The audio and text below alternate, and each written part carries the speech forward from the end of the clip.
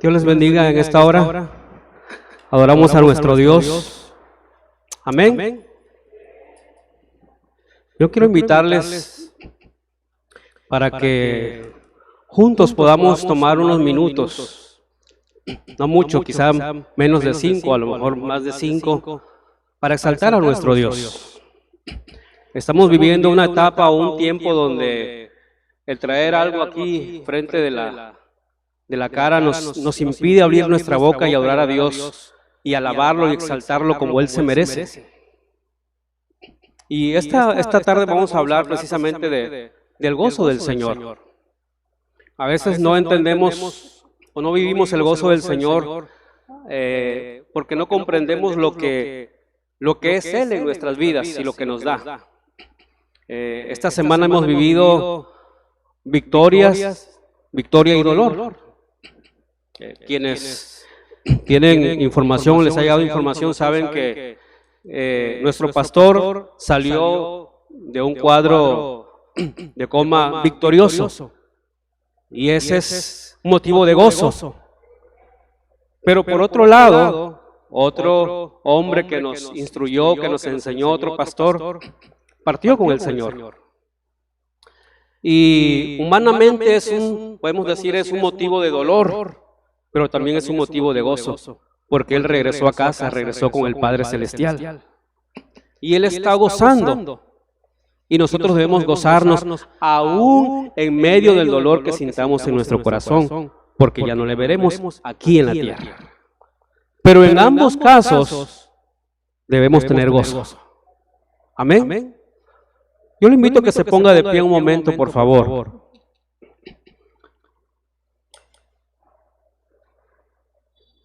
Y que le digamos, abramos nuestra boca y exaltemos a nuestro Dios. Démosle gracias, honrémosle. Porque esos son dos sucesos en esta semana, pero hemos vivido una etapa, un tiempo, 2 años, donde hemos salido victoriosos a pesar de las circunstancias difíciles que hemos pasado. Podemos empezar a decirle, Señor, te damos gracias, te exaltamos. Abra su boca y así con voz audible dígale, Señor, nos gozamos en ti, nos gozamos, Señor, en tu victoria, nos gozamos, Señor, en Jesucristo nuestro Salvador, nos gozamos en ti que eres bueno, que eres misericordioso, que eres bondadoso. Nos gozamos en ti, que nos has dado vida eterna. Abra su boca y exalte al Señor. Usted tiene motivos para decirle, Señor, gracias, te adoro, te alabo. Usted conoce los motivos que hay en su corazón, que hay en su vida. Dígale, Señor, te doy gracias, te exalto, te alabo, te honro. Manifiesto, Señor, mi adoración de esta manera aquí en tu casa. Decía nuestra hermana que empezó al inicio, estamos aquí para adorarle porque su presencia está aquí. Manifestemos ese sentimiento y ese anhelo, esa emoción. Dios, estás aquí, te adoro, te exalto, te alabo, te bendigo. Te entrego mi vida, Señor, todo lo que soy. Yo creo que todos tenemos motivos para exaltarle, nuestra familia, nuestra vida, el trabajo, la provisión, la vida, todo es un motivo para exaltar a nuestro Dios y decirle, Señor, manifestamos, Señor, nuestro sentimiento hacia ti, aunque puede ser que haya dolor, pero yo te alabo, te exalto, me gozo en ti, me alegro en ti, porque el gozo en ti es fortaleza para mi vida.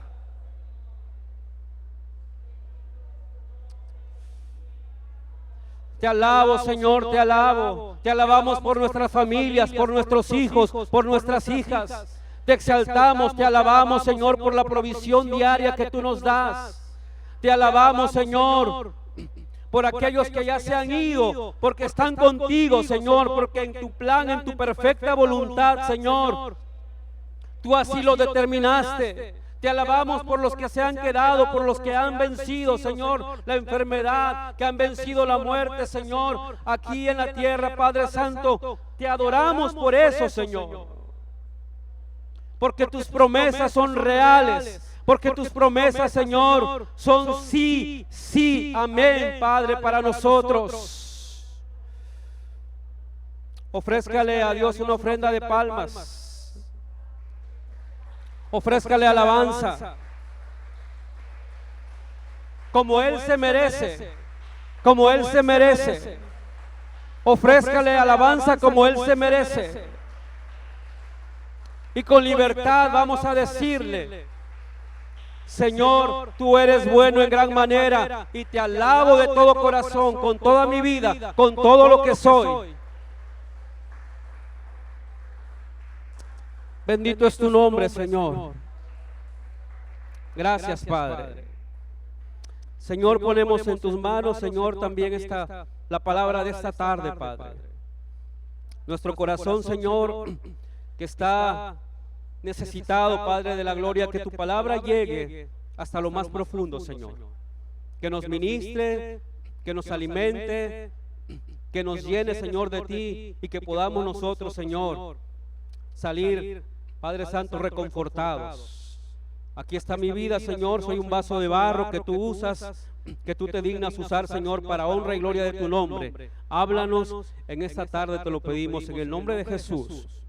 Amén. Amén. Tome su lugar, por favor.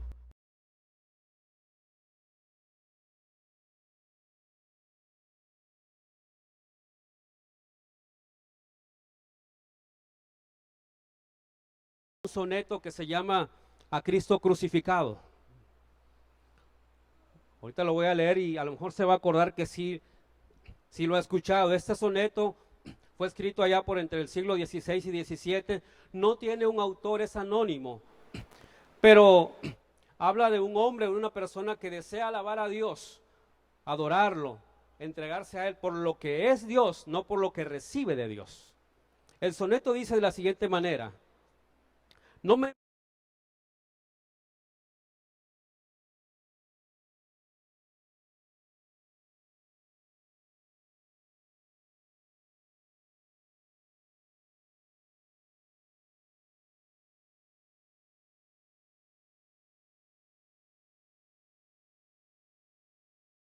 herido, muéveme tus afrentas y tu muerte.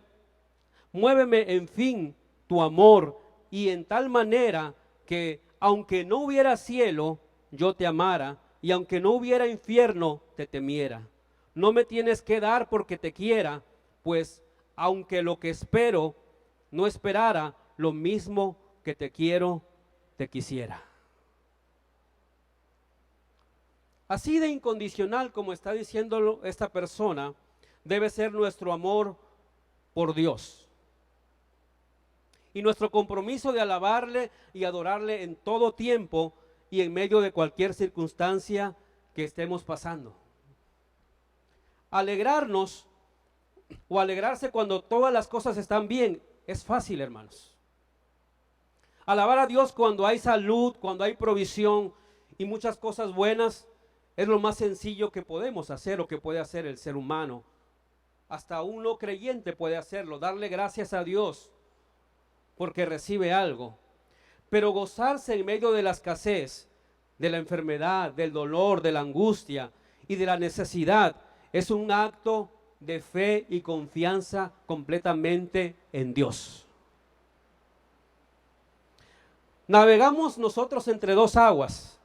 Por un lado, hemos leído la palabra de Dios que nos dice que debemos estar alegres en todo tiempo, que el gozo del Señor es nuestra fortaleza. ¿Es así o no es así? Amén, decimos. Pero por otro lado se nos presenta la cruda realidad de la vida, donde hay problemas, hay enfermedades, hay pérdidas, hay escasez. Además de que vivimos, hermanos, en un mundo que enseña erróneamente cómo debemos sentirnos nosotros en cada una de las situaciones que pasamos. Es decir, el mundo dice que debemos alegrarnos cuando nos convenga, mostrar alegría cuando no o cuando sí, o que tengamos otro tipo de actitudes. Total, el estado de ánimo de muchas personas, uno lo crea. El mundo, a través del afán y de las riquezas, dicta el estado de ánimo de muchas personas. El creyente, nosotros estamos en este mundo, pero el mundo no determina de qué manera nos debemos sentir nosotros cualquier día de nuestra vida.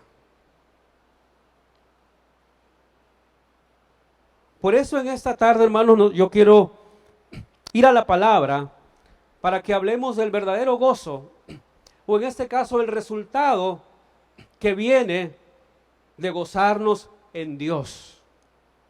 Para eso no voy a usar el soneto que acabo de leer, sino vamos a ir a la palabra, a uno de los profetas menores. Abra su Biblia, por favor, y vayamos al libro de Habacuc. Habacuc capítulo 3.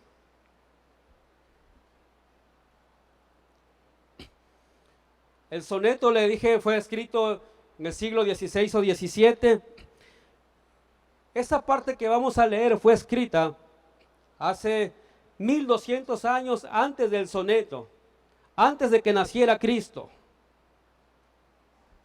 Los profetas menores, hermanos, son enseñanzas prácticas para nuestra vida, para la vida de una persona que quiere ser discípulo verdadero de Cristo. Y aunque fueron escritos mucho tiempo atrás, sus instrucciones y enseñanzas de estos profetas nos ayudan a entender cómo vivir de acuerdo a la voluntad de Dios en la vida diaria, en el trajín que nosotros vivimos diariamente. Ese es el fin de los profetas menores. Entonces, el verso 17 y 18 y hasta el 19 del Habacuc, si lo tiene así, así como está, puede seguir la lectura de la palabra. Dice: aunque la higuera no florezca, ni en la vides haya frutos, aunque falte el producto del olivo, y los labrados no den mantenimiento, y las ovejas sean quitadas de la majada, y no haya vacas en los corrales, con todo yo me alegraré en Jehová, y me gozaré en el Dios de mi salvación. Jehová el Señor es mi fortaleza, el cual hace mis pies como de ciervas, y en mis alturas me hace andar. Yo creo que hemos leído muchas veces o algunas veces estos versos y nos han sido de ánimo en ciertas situaciones. Y lo que específicamente, hermanos, deseo compartir en esta tarde es que el gozarse en Dios tiene resultados favorables para la vida de un creyente, para nosotros los cristianos. Trae avivamiento y cambia completamente nuestra manera de alabar y adorar a nuestro Señor. Así que veamos solamente 4 resultados que tenemos nosotros en nuestra vida por gozarnos en Dios. A la luz del texto bíblico, vamos nosotros a verlo. El primer resultado en la vida de un creyente por gozarse en Dios es que enfrenta adecuadamente las situaciones difíciles.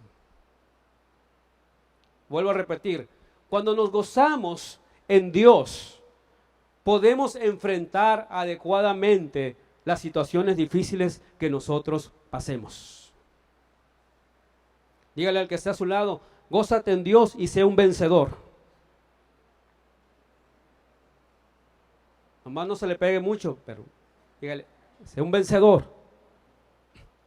El texto aquí está describiendo, hermanos, o Habacuc está describiendo o está sospechando algo que viene descrito en los 2 capítulos anteriores. Habacuc tiene una característica diferente a los demás profetas. Es un profeta filósofo, un profeta que se hace preguntas, que se cuestiona, así como nosotros cuestionamos cuando algo malo pasa. O hoy en día una de las cuestiones dentro del ámbito cristiano que más se pregunta, un amigo escribía un artículo, lo subió al internet y decía ahí: ¿por qué las personas buenas, por qué los pastores se están muriendo? Bueno, de ese tipo de preguntas hace Habacuc. Y Habacuc tiene la característica diferente que, si usted empieza a leerlo, no empieza diciendo ahí el libro de Habacuc: que vino palabra de Jehová a Habacuc. No dice así. Dice ahí la profecía que vio el profeta Habacuc. Y es un profeta que habla, que le está cuestionando a Dios. Que no viene la palabra a él, sino que él le está preguntando a Dios. En eso nosotros nos identificamos con Habacuc. Habacuc es considerado también por algunos el profeta que pregunta, el preguntón. Si hay un profeta llorón como Jeremías, hay uno preguntón. Y entonces, Habacuc, sus 3 capítulos, tiene primero las preguntas y lo podemos resumir. El primer capítulo es el capítulo de diálogo, de preguntas. Habacuc lanza sus preguntas a Dios. En el segundo capítulo guarda silencio. Está esperando la respuesta de Dios. Y cuando la respuesta viene, en el tercer capítulo lo que hace es alabar, adorar, humillarse delante de Dios por la respuesta que le ha dado. Esa es algo que nosotros debemos aprender. Podemos cuestionar ciertas cosas que pasan, podemos cuestionar algunas cosas que nos suceden en nuestra vida, en la vida diaria, con algún hijo, con nuestra familia, como esposos, con la esposa, en el trabajo, etcétera. Pero al final, o lo siguiente es, debemos guardar silencio y esperar la respuesta de Dios. Y después que recibimos la respuesta, sea lo que esperábamos o no sea lo que esperábamos, alabar y adorar a Dios, porque Él es bueno y lo que nos responda siempre será su perfecta voluntad para nosotros. Entonces lo que hace Habacuc aquí es que está sospechando o ve el entorno de lo que viene. Habacuc profetizó 4 años antes, o esta profecía está, dicen algunos que se escribió de los comentaristas, la escribió 4 años antes que Judá cayera, es decir, que Judá, Jerusalén fuera vencida por los babilonios y todos fueran llevados cautivos. Entonces, Habacuc ya veía que venía eso y empieza él a decir, Israel o Judá, porque era el reino de Judá para el cual él profetizó, era considerado un profeta profesional, a diferencia de los demás profetas. ¿Por qué? Porque Habacuc se cree que era levita, es decir, era del grupo de alabanza en el templo de Jerusalén. Era músico. Y al ser un músico llamado en el templo, entonces era un profesional. Y él sabía por la historia, cuando el rey Usías, que todo ese Judá era líder en agricultura, en ganadería. La Biblia dice que Usías, en tiempos de Isaías, antes que Isaías empezara a profetizar, incluso inventó armas, inventó aparatos de agricultura. Y el pueblo, la ciudad se fue, el país se fue al primer lugar. Murió Usías. Vinieron después los otros reyes, después vino Ezequías en la línea, vino Manasés, vino Amón, vino Josías, y otra vez volvió el pueblo a resurgir con Josías. Ahí es cuando Habacuc da su profecía, y él sabe que Nabucodonosor ha empezado a vencer a todos los reinos de alrededor, que nadie se le ha resistido. Y él piensa, y él cavila en su mente, ¿qué va a pasar con nosotros ahora que venga Babilonia contra nosotros? Está previendo una carencia extrema de producción agrícola, ganadera, por eso el verso que leímos nosotros ahí. Él no decía, va a venir una sequía, no, viene un ejército a arrasarnos. Si se pudiera prever una sequía, pues se juntan granos, se guardan los ganados, se hace lo que se puede hacer, pero ante este enemigo no se puede hacer nada. Porque Babilonia era un imperio poderoso que estaba surgiendo y conquistando todos los reinos que existían. Y quitaba todo, quitaba las ciudades, quitaba a los hijos, se los llevaba, las conquistaba, no dejaba nada. Lo que yo deseo que observemos, hermanos, aquí es que todas las cosas básicas para que una persona o un pueblo viva humanamente hablando, iban a dejar de estar disponibles para el pueblo de Judá. Eso se parece a algo de lo que estamos viviendo nosotros ahora. Algunos se quedaron sin trabajo, sin empleo. Algunos perdieron familiares. Algunos perdimos amigos. Algunos o algunas personas, algunos hermanos se han enfermado y han quedado con secuelas que les ha impedido o les impide disfrutar la vida como debe ser. Pero Habacuc dice que aún a pesar de eso, él se va a alegrar en Dios. Y es lo que Dios nos quiere decir esta tarde. A pesar de las circunstancias que nosotros estemos pasando, debemos alegrarnos en Dios. A pesar de lo que estemos viviendo, debemos gozarnos porque Él es el Dios de nuestra salvación. Entonces, por muy graves que sean, hermanos, las situaciones o las circunstancias que van a llegar a nuestra vida, las podemos enfrentar si nosotros alabamos gozosos a nuestro Dios. No solamente cuando tenemos seguridad en los alimentos, en la economía, en la salud, sino cuando hay dificultades, por muy adversas que sean, es cuando más debemos nosotros acercarnos a la presencia de Dios, bajo las alas de nuestro Dios, refugiarnos en Él, porque Él tiene el control de todas las cosas y Él es Dios. Amén. El segundo resultado en la vida de un creyente que se goza en Dios es que fortalece su fe personal. ¿Cuál es el primer resultado? ¿Se acuerda? ¿Cuál es el primer resultado?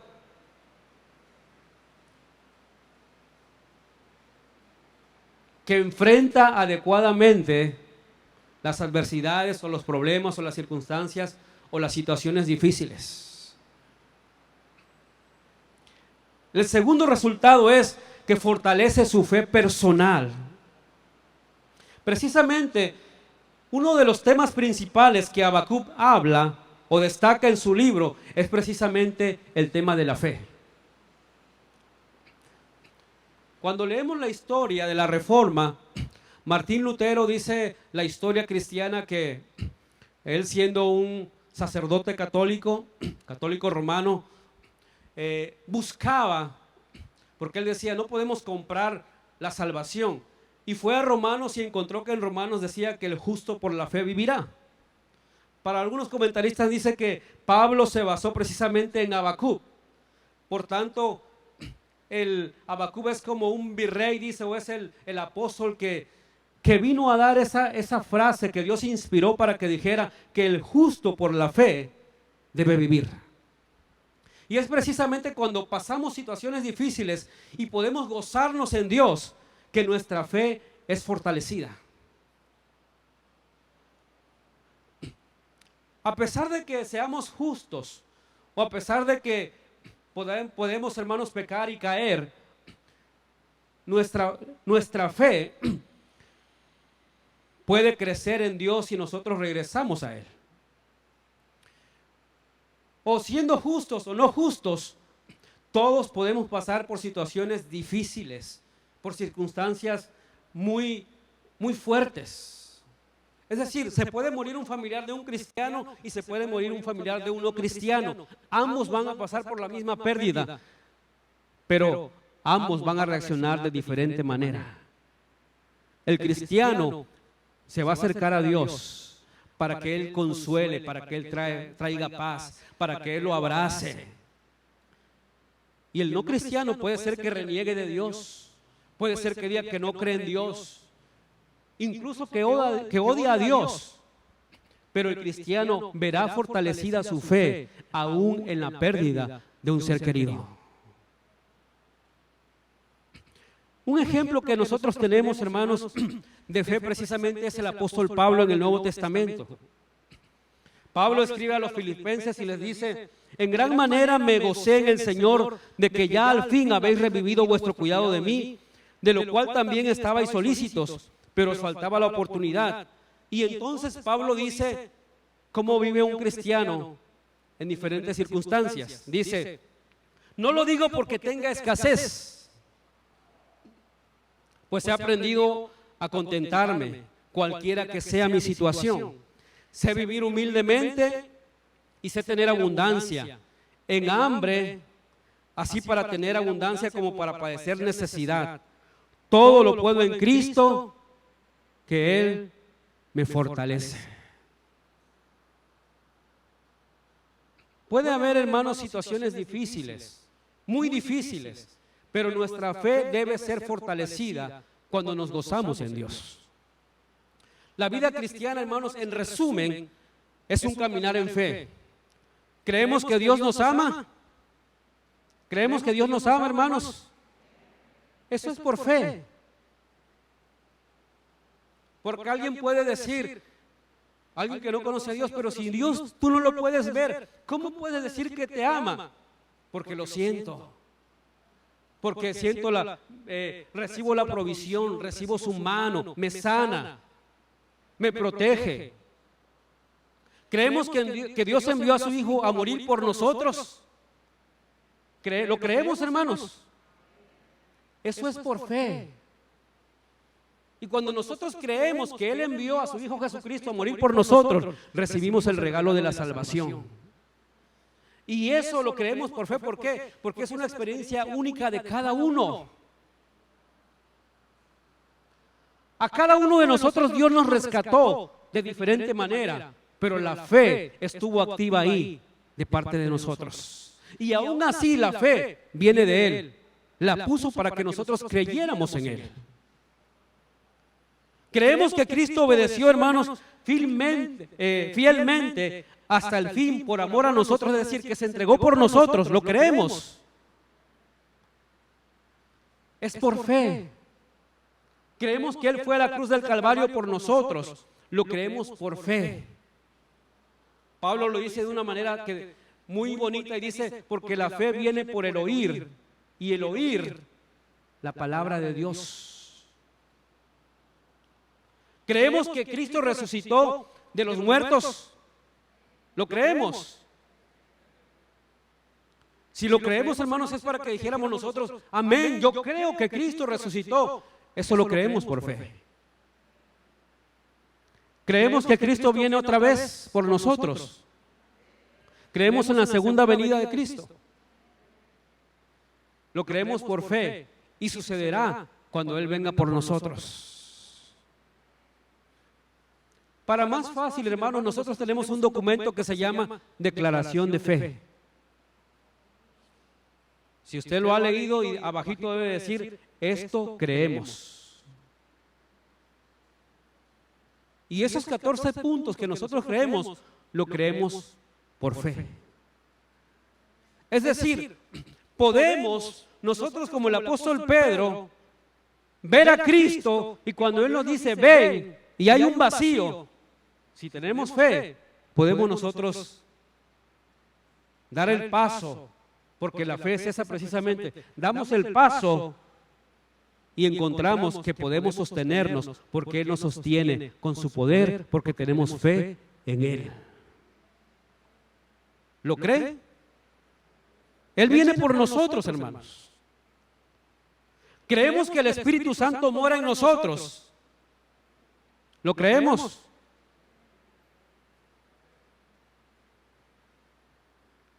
Y si no lo creemos, hermanos, necesitamos entrar en un conocimiento de Él, porque Él mora en nosotros. Creemos que por la misericordia y la gracia de Dios viviremos eternamente con nuestro Dios. ¿Usted lo cree? Esa es la esperanza que tenemos y lo creemos por fe también. Y cuando nosotros creemos en eso, nos gozamos. No se goza de que usted es salvo, porque si ponemos en una balanza o recordamos nuestra vida pasada y nuestra vida de ahora, decimos, estoy mejor ahora porque le pertenezco a Dios, tengo un padre, tengo un pastor, tengo un rey que viene por mí. Entonces debemos decir, yo creo en Él por fe, y esa fe se fortalece. Y aunque pase por situaciones difíciles, mi fe se robustece, se fortalece. Y creo más en Dios, y le sigo, y le sirvo, y le adoro. Porque Él no me va a fallar, porque sus promesas se van a cumplir, porque Él es fiel siempre a su palabra. Entonces, ¿cuál es el primer resultado de gozarnos en Dios? Enfrentamos adecuadamente las adversidades, las situaciones difíciles o las circunstancias. ¿Cuál es el segundo resultado?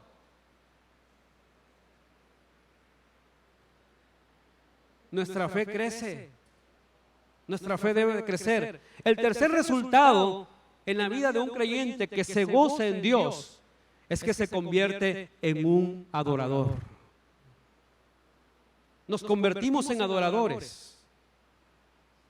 Esto no quiere decir, hermanos, que cuando Habacuc está escribiendo, que ahí comenzara a adorar a Dios. No. Acuérdese, Habacuc era un levita, era alguien que tocaba, que cantaba, que dirigía en el templo. Él está diciendo, cuando lleguen los días de adversidad, cuando lleguen los días difíciles, cuando lleguen las situaciones que me van a poner entre la espada y la pared, ahí seguiré adorando a Dios. Ahí seguiré yo doblando mis rodillas, ahí seguiré levantando mis manos, ahí seguiré yo dándole honra y gloria. No después de que me saque de lo difícil, de la dificultad. No, aún en la dificultad voy a adorarle. El mejor ejemplo que tenemos es el apóstol Pablo y Silas. Usted lo ha leído y lo ha escuchado tal vez. Pablo y Silas fueron apresados, fueron puestos en el calabozo, en lo más profundo hasta el fondo. Les fueron puestos las cadenas. Y la Biblia dice que en lugar de estar quejándose, ¿por qué si no he hecho nada? ¿Por qué me traen a la cárcel? ¿Por qué estoy aquí? Pablo y Silas estaban cantando, adorando al Señor. ¿Y qué produjo eso? Un terremoto, un temblor que abrió la cárcel. Porque cuando adoramos a Dios en tiempos adversos, Dios abre caminos, abre puertas, rompe cerrojos, nos da libertad, nos da la victoria. Y entonces comprendemos qué es ser un verdadero adorador. Entonces lo que está diciendo aquí Habacuc, nos está diciendo a nosotros que veamos la evidencia de gozarnos en Dios. Alguien que tiene la facilidad, podemos decir la facilidad, o que tiene la entereza de poder levantarse encima de las circunstancias difíciles y decir, yo voy a adorar a Dios aún cuando no tenga de comer. Yo voy a adorar a Dios aún cuando mi vida esté en peligro. Yo voy a adorar a Dios aún cuando haya circunstancias que no me lo permitan. Mi boca no dejará de proclamar que Jesús es Señor, que Dios es el Dios de dioses, que Jesús es Rey de reyes y que Él siempre será el Rey sobre mi vida. Eso es lo que está diciendo aquí Habacuc. Está diciendo que el ser humano, que el cristiano, especialmente el que ama a Dios, que todo cristiano debe amar a Dios, si de verdad se goza en Dios, debe ser un adorador, no de los que tienen que estar tras ellos para que asistan al culto, no de los que tienen que pasar por ellos para que vengan a la iglesia, no de los que se les tiene que pedir o rogar, por favor canta, o por favor ora por las ofrendas, o por favor dirige, no. Él está dispuesto, Él está listo para adorar, para exaltar a Dios, pase lo que pase. El cuarto resultado, hermanos, en la vida del creyente que adora a Dios, es que Dios se manifiesta y entonces se produce un avivamiento. Yo no sé si usted lee mucho o entra a las noticias de internet, sobre todo las cristianas, pero se está hablando ahora que precisamente por el tiempo que estamos viviendo de pandemia, por el COVID-19, Y sí hay lugares donde se está dando un avivamiento en las iglesias. Hay lugares donde, tristemente, pues hay iglesias que están vacías. Pero hay lugares donde ellos han doblado sus rodillas y donde el Espíritu Santo se ha manifestado con sanidades. El Espíritu Santo está trayendo a la gente para que se convierta, porque Dios está manifestando su poder y está produciendo un avivamiento. Algunos dicen, los que hablan proféticamente, que está empezando el último avivamiento que va a haber antes de que Cristo descienda, que Él venga por nosotros. Y no debemos quedarnos fuera de ese avivamiento. Si usted ve nuevamente ahí el capítulo 3, tome su Biblia y dice ahí, oración del profeta Habacuc sobre Siojonot.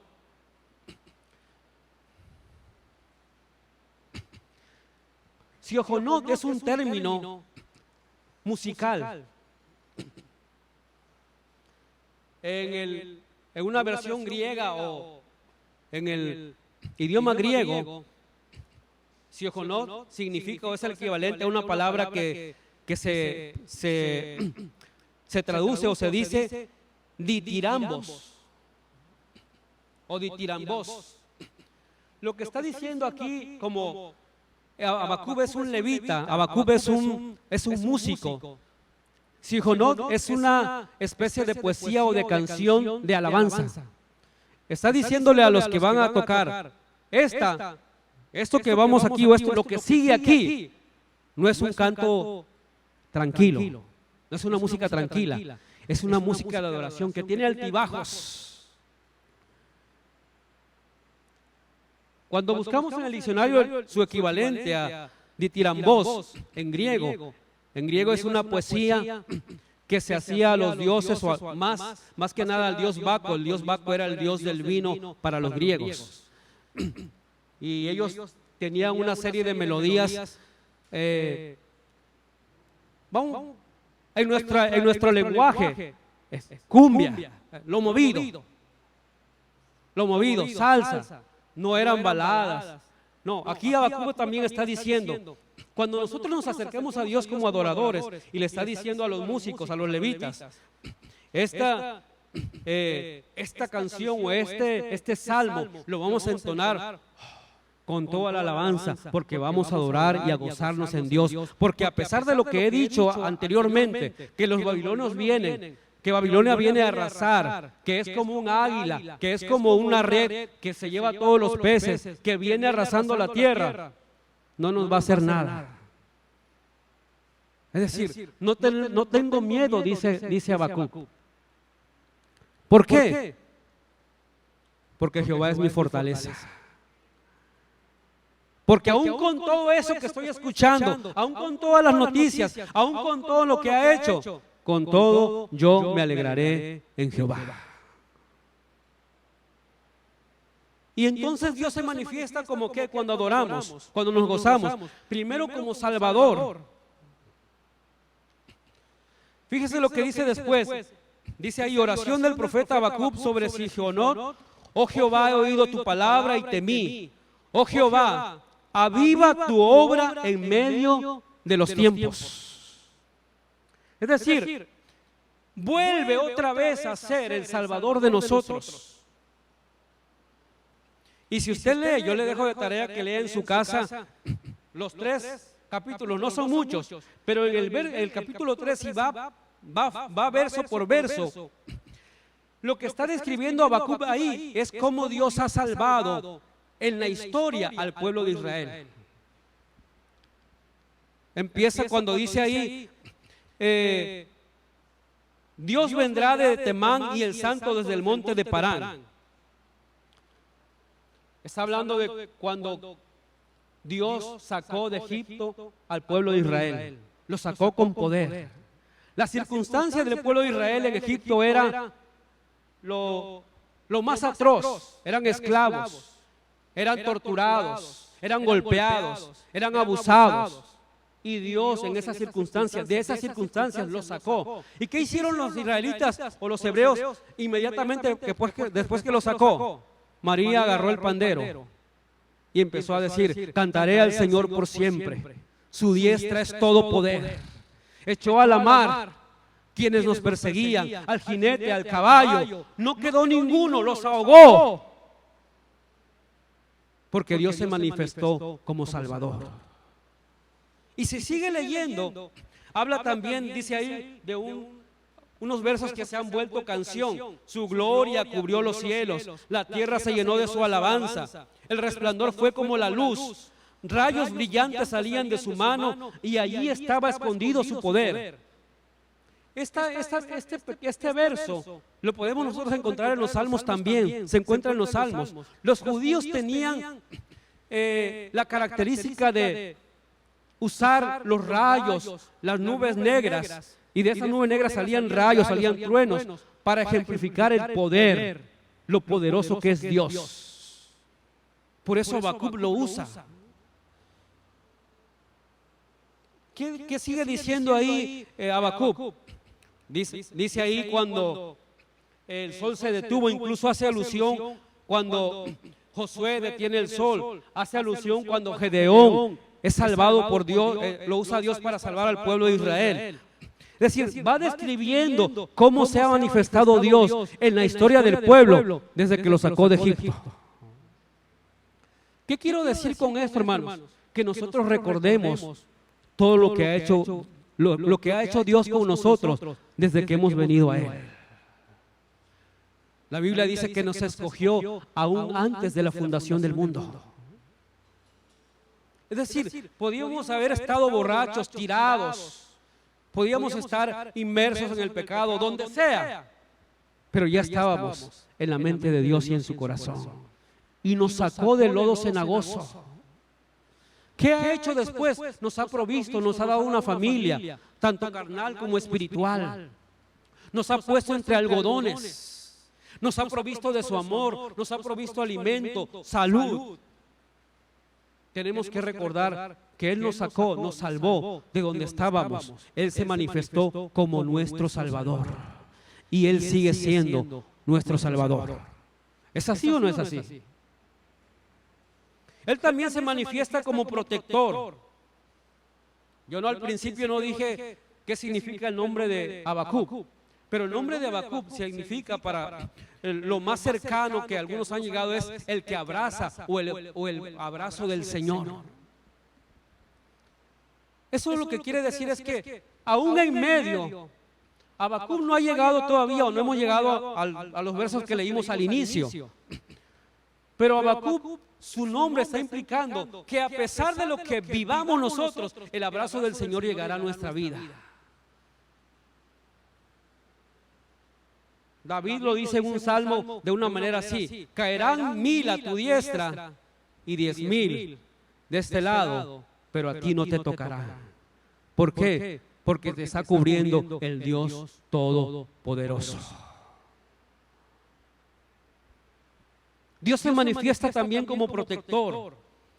Él abraza a su pueblo, lo ciñe con sus brazos, lo consuela, lo sostiene. Así como un niño va llorando y que su papá lo abrace, así es como Habacuc está imaginándose esto. Viene Babilonia, ¿qué vamos a hacer? Vamos a correr a los brazos de nuestro Dios.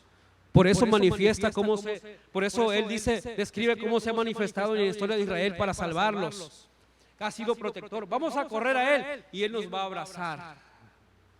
Y ahí vamos a estar seguros. Y nadie puede hacernos nada si nosotros estamos bajo los brazos de nuestro Dios. Hemos escuchado muchas cosas, hermanos, y hemos pasado nosotros también por situaciones difíciles. Hemos vivido en carne propia lo que es la enfermedad, la pandemia, lo que estamos viviendo ahora. En mi familia lo hemos vivido. Y hasta que no lo vivimos, no nos damos cuenta de cómo es. Mi esposa y mi hija mayor se enfermaron.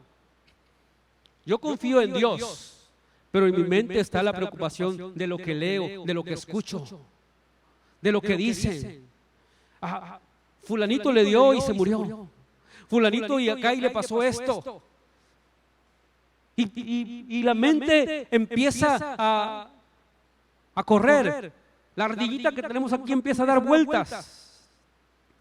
Y entonces cuando ya no podemos más y corremos a los brazos de nuestro Dios, y Él nos abraza y nos dice, pueden caer 1000 a tu lado, acá a tu derecha, y 10,000 de este lado. Pero si no es mi voluntad, no te tocará. Estás seguro bajo la sombra del Omnipotente. Porque Él se manifiesta como protector. Dios también se manifiesta como proveedor. Es aquí donde Habacuc está seguro de lo que está escribiendo y donde viene a detonar el avivamiento. El que se goza en el Señor enfrenta las adversidades de la mejor manera, de la manera adecuada, crece en la fe, se vuelve un adorador en espíritu y en verdad. Y entonces Dios se manifiesta de una manera poderosa y surge un avivamiento a nivel individual en nuestra vida, pero a nivel también de comunidad en nuestra iglesia. Y yo quiero invitarlo a que nos demos cuenta de eso. Le decía al inicio, tuvimos una victoria, nuestro pastor venció la enfermedad o venció la muerte. ¿Por qué? Por la mano poderosa de nuestro Dios. Muchos de los que estamos aquí hemos salido, nos hemos enfermado, pero estamos aquí. Algunos nos están viendo, pero hace falta que nos unamos para proclamar que nuestro Dios es Rey, Rey de reyes y Señor de señores, que Él tiene el poder, y entonces surja un avivamiento en nuestro hogar, en nuestra iglesia, y manifestemos que Dios es el poderoso y que Él es el que hace su perfecta voluntad en la vida de nosotros y de este mundo. Él se manifiesta como proveedor. Fíjese lo que dice Habacuc en los versos que leímos, verso 17. Aunque la higuera no florezca, va describiendo de lo menos importante a lo más importante. La higuera en el Antiguo Testamento producía, valga la redundancia, higos. Y los higos representaban un manjar, se hacía un manjar. El manjar se disfruta, se le daba a los visitantes o los que tenían más opulencia, más dinero, los ricos, tenían ese manjar. Pero si le quitaban el manjar no había problema, dejaban de disfrutar el manjar. Pero Habacuc sigue diciendo, no haya higos o no haya higuera, la higuera no florezca, ni en las vides haya frutos. Pasa a la uva. La uva representaba el vino, la alegría, algo que tuvieran ellos de tomar. En tierras bíblicas o en tierras del oriente, allí, usted lo ha leído, cuando Pablo le recomienda a Timoteo, no tomes agua, porque el agua ahí es mala, no es buena. Pablo le dice a Timoteo, toma un poco de vino, por causa de tu estómago, de lo que tienes. Pero si nos quitan el vino, dice Habacuc, no pasa nada.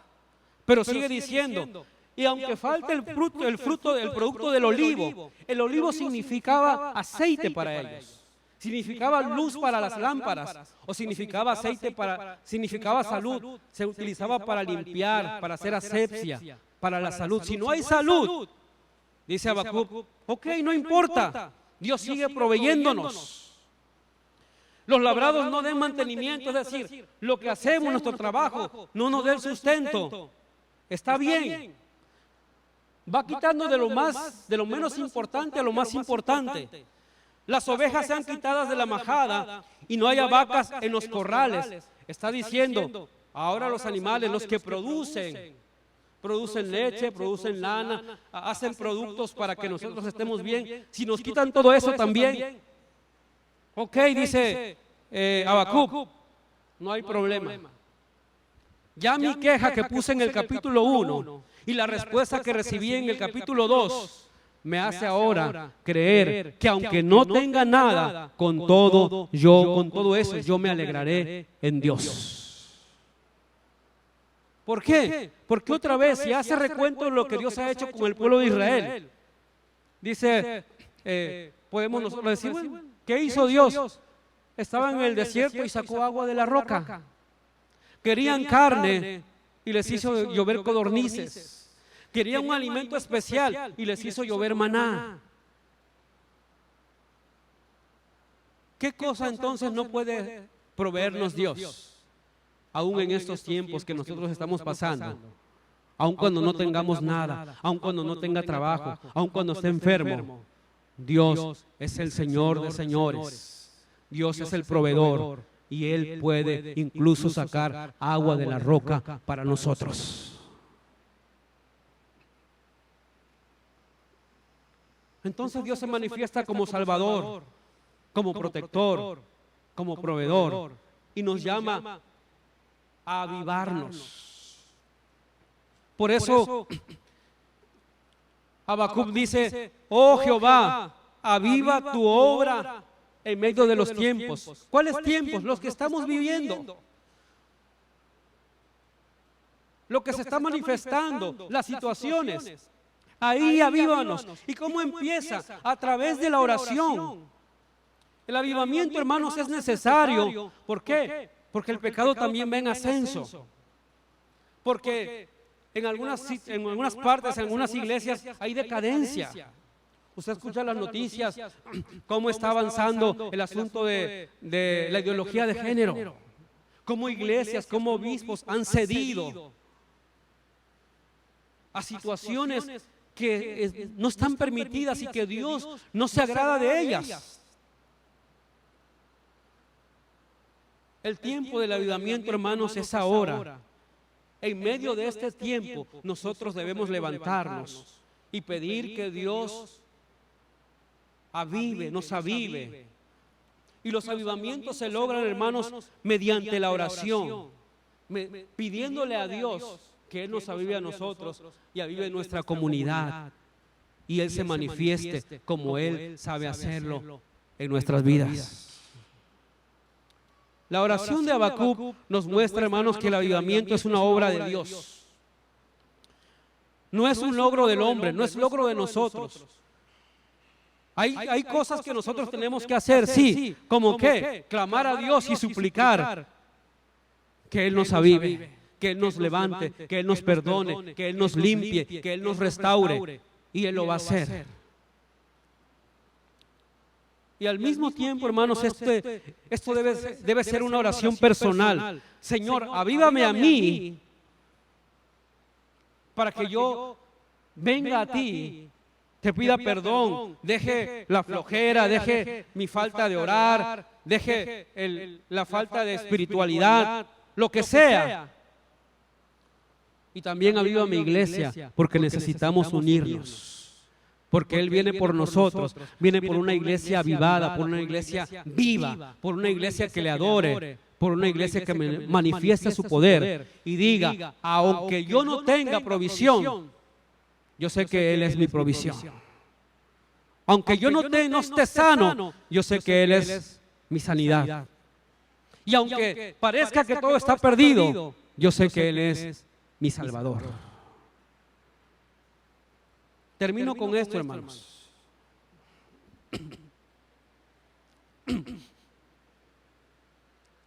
En las minas de carbón,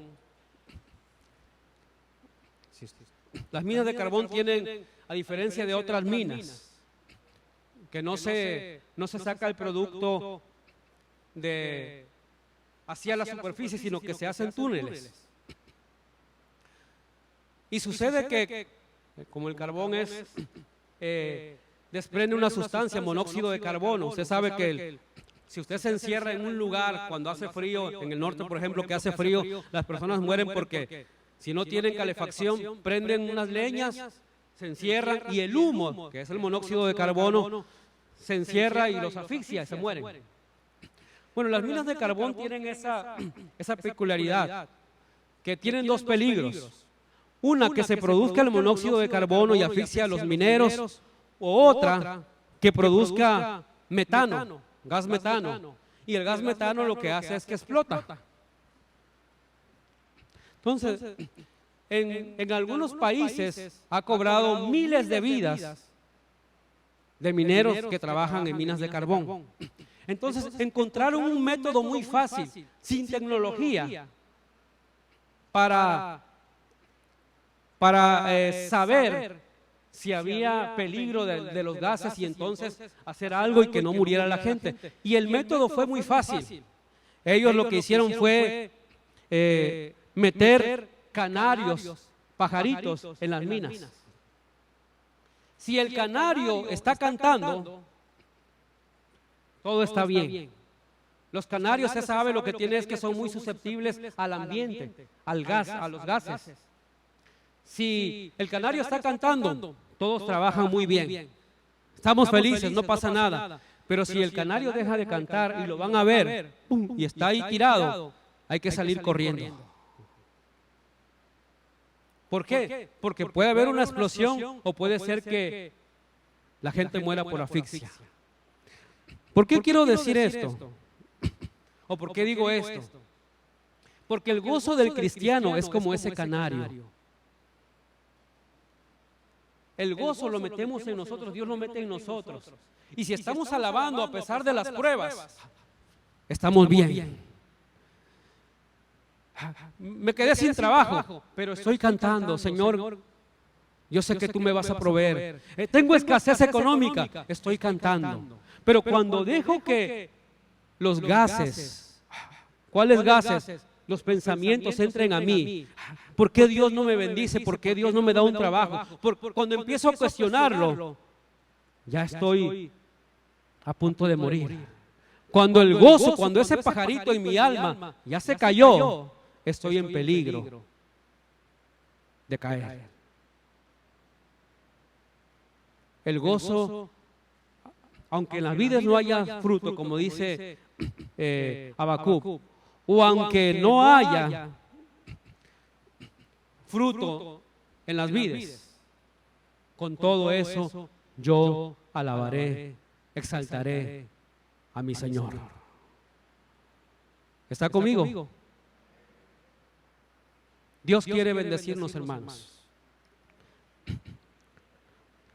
C.S. Lewis, un escritor, él tiene un libro que se llama Cartas a Malcolm. Él escribiéndole, Malcolm es una persona con quien intercambió cartas, y él le explicaba del gozo de la oración, y él le decía, el gozo es una prioridad seria del cielo. Es decir, le estaba diciendo, si usted no tiene gozo, si no tenemos gozo, no podemos entrar al cielo. Y él puso el término, es una prioridad seria, debemos ponerle atención. Pablo lo dijo de esta manera, estad siempre gozosos, regocijaos en el Señor, os digo, otra vez os digo, regocijaos. Dios quiere bendecirnos, hermanos. Él quiere poner en nosotros algo diferente. Estamos viviendo en medio de este tiempo muy difícil. Algunos dicen que se va a poner más difícil, pero nosotros debemos de confiar, enfrentar las situaciones difíciles de la manera adecuada, fortalecer nuestra fe, convertirnos en adoradores y ver la manifestación de Dios en nosotros y ser parte del avivamiento que Dios desea traer a nuestra iglesia. ¿Quieres ser parte de eso? Yo quiero ser parte de eso. Yo sé que hay muchas situaciones difíciles. Vamos a seguir viendo personas que se irán, sí, o incluso nosotros mismos. Pero si el pajarito del gozo está en nosotros, tengamos la certeza de que estaremos con nuestro Dios. Y nos encontraremos con aquellos que se nos han adelantado para gozarnos con ellos delante de la presencia de nuestro Dios. Póngase de pie, por favor.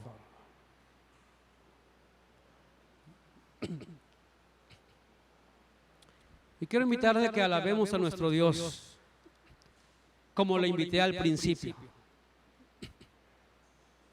Yo no sé la situación que esté pasando, no sé el dolor que tenga en su corazón, no sé la necesidad que usted pueda tener o con la cual haya venido, pero sé que Dios sí la sabe. Y la historia de Él con nosotros es la misma que la historia de Él con el pueblo de Israel. Siempre ha acudido a nuestro llamado, siempre nos ha salvado, siempre nos ha provisto, siempre ha estado ahí, siempre ha llegado en el momento oportuno y siempre lo hará, siempre y cuando nosotros le adoremos en espíritu y en verdad. Padre, te damos gracias en esta hora. Yo sé, Señor, que tu palabra, que es fiel y verdadera, Señor, ha venido a nuestro corazón. Yo te exalto, te adoro. Yo te doy honra y gloria, Señor, porque tú has sido bueno. No puedo quedarme callado, Señor. Sería, Señor, un error de mi parte. Tendría quizás, Señor, en mi corazón algo que esté impidiendo. Porque aun cuando no ha habido, Señor, si es que no lo ha habido, porque siempre hemos tenido en nuestra mesa, Señor, alimento. Cuando no ha habido trabajo, Señor, tu mano ha estado ahí. Tenemos salud. Tenemos, Señor, la protección de parte tuya. Por eso, Señor, aun cuando el tiempo sea difícil, Padre, yo abro mi boca y abro mis labios y te exalto, te adoro, te bendigo. Te doy honra y gloria. No tengo palabras, no tenemos palabras para agradecerte por tu misericordia, por tu bondad, por tu amor. No tenemos palabras para decirte, Señor, cuán misericordioso y bueno has sido con nosotros. Nos has librado, Señor, de la enfermedad. Has llegado en el momento oportuno a nuestra vida. Por tanto, Señor, aunque el tiempo sea difícil, yo me voy a gozar, Señor, en ti. No me van a detener las circunstancias, no nos detendrán, Señor, la escasez. No nos detendrá, Señor, ninguna situación. Porque aunque dejemos este mundo, Señor, seguiremos adorándote en el cielo, estando, Señor, junto a ti. Abra su boca, hermanos, y empiece a adorar a Dios. Abra su boca y agradézcale lo que ha recibido de parte de Él.